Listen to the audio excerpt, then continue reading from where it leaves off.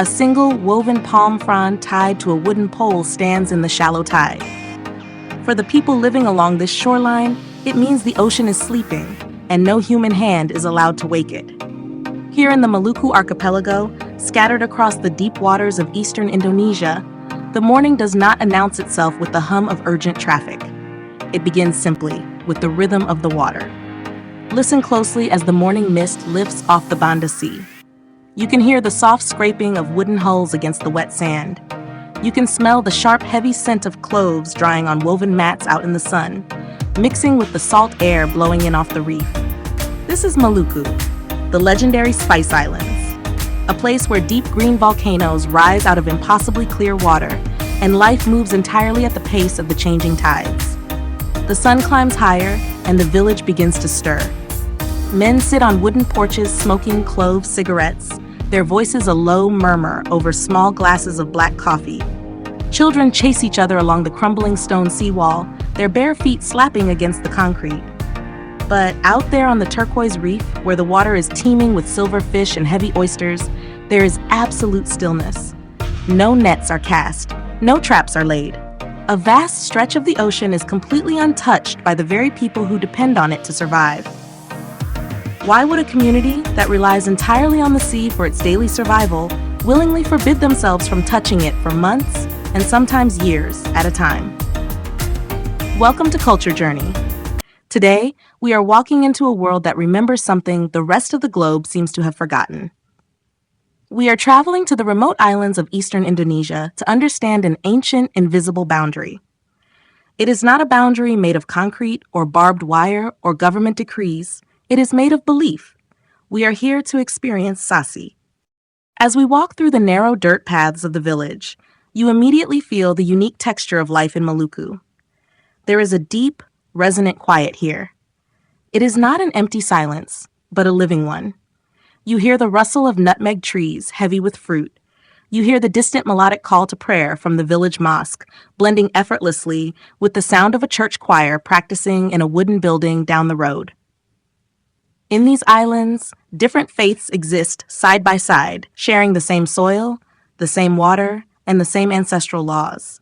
And the most sacred of those laws is Sasi. At its simplest, Sasi is a prohibition. It is a community agreement to stop harvesting a specific natural resource so that the ecosystem can heal and replenish itself.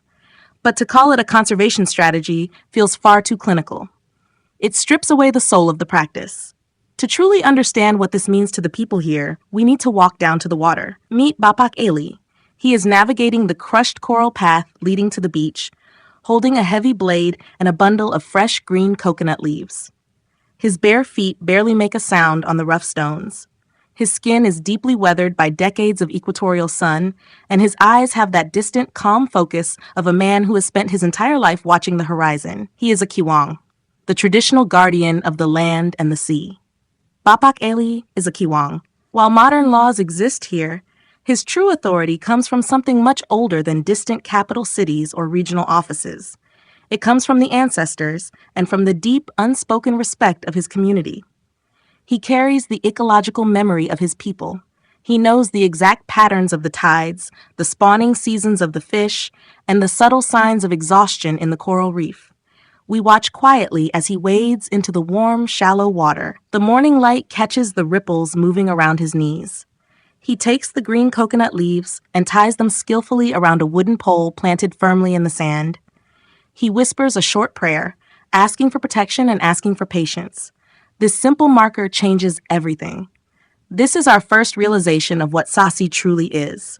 That tied bundle of leaves is more powerful than any legal document or environmental treaty. When the Kewang places the sign, the area is officially closed. Tutup Sasi. From this moment on, no one in the village is allowed to fish in this bay.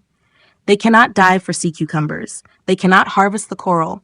They cannot even drop a single hook into the water. They must wait. But the story does not end there.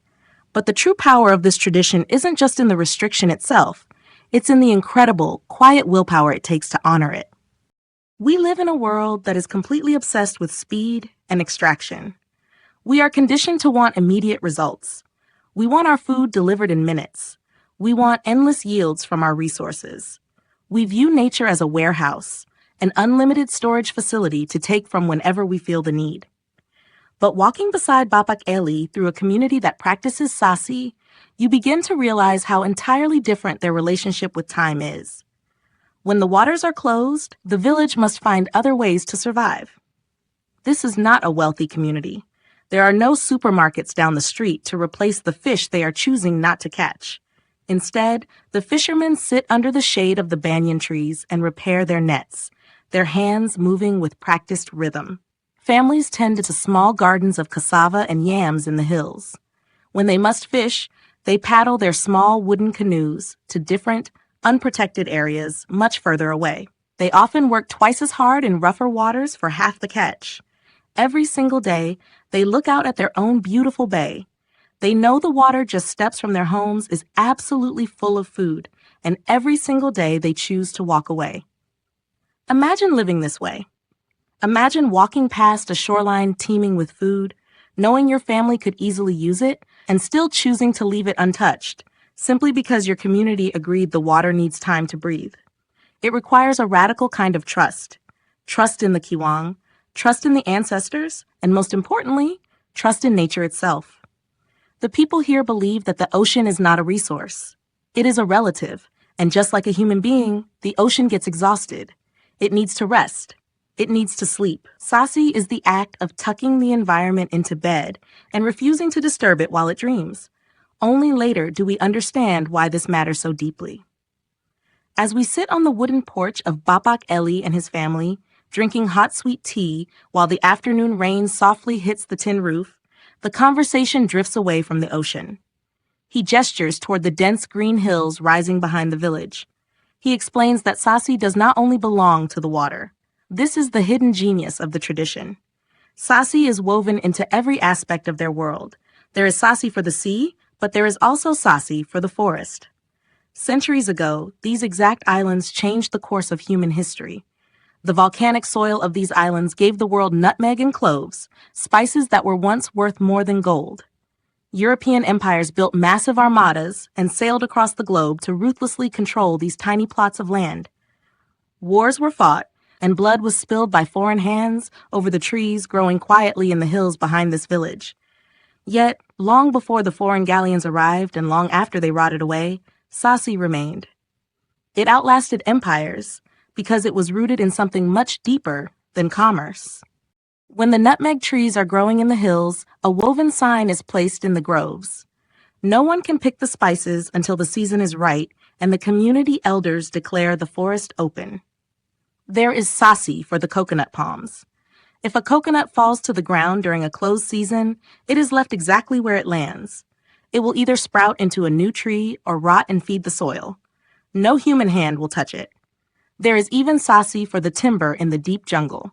The punishment for breaking these rules is rarely a physical fine or time in a jail cell. The true punishment is spiritual shame. A person who breaks Sasi brings bad luck not just upon themselves, but upon their entire family lineage. Stories are quietly shared in the village about those who took a single fish during the closed season. They speak of sudden illness, a devastatingly bad harvest the following year, or a wooden boat sinking in perfectly calm water. The fear of disrupting the natural harmony and the immense social weight of betraying the community keeps everyone in line far better than a modern court system ever could. Standing on this porch, watching the rain wash over an untouched bay, you cannot help but think about the rest of the world outside this island. We live in an era where billions are spent on highly complex climate summits, exhaustive marine biology studies, and massive international conservation campaigns. We build enormous digital databases to track declining fish populations. We use satellites to monitor the oceans from space. Yet, almost everywhere around the world, the oceans continue to empty. But here on a remote island without satellites, without global funding, and without advanced technology, the reef is overflowing with life. They protect their environment not through abstract global data, but through centuries of lived observation and deep, sacred respect. They preserve their world because they understand that their survival is intimately bound to its rhythms. They do not see humanity on one side and nature on the other. They are part of the same breath.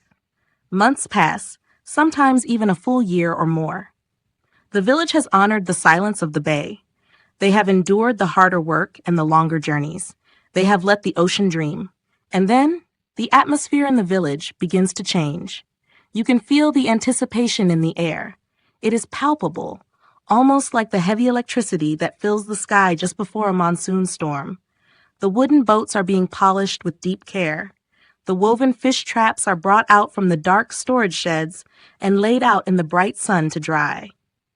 Women are gathering massive piles of dry wood, preparing the community fires for grilling. Children are running through the dirt paths, their voices loud, bright, and full of restless energy.